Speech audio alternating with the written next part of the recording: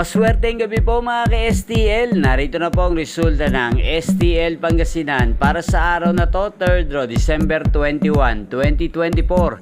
Araw ng Sabado, naway ang mga natayaan niyo pong mga numero kanina ay manalo nawa ngayong gabing ito, 8:45 PM. Kaya kunin niyo na po ang inyong mga tickets. Narito na po ang resulta. Ang mga numerong nanalo sa STL Pangasinan ngayong gabing ito, December 21, 2024, 8:45 PM. Third draw result, 2 at 31 in exact order.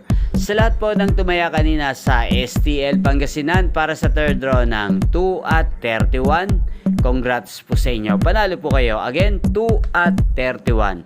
At ngayong gabing ito sa STL Pangasinan, shoutout po natin si Kuya Chad.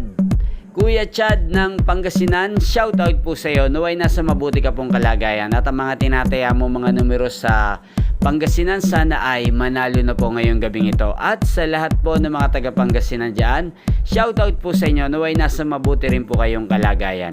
Inyo pong napanood ang resulta ng STL Pangasinan sa channel na to, Roderick Hernandez TV. Maraming salamat po sa patuloy niyo pong panonood at pagsuporta sa aking channel araw-araw.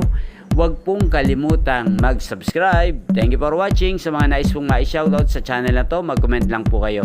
Magkita-kita pong muli tayo bukas ng alas 12 ng tanghali dito po sa channel na to. Thank you for watching.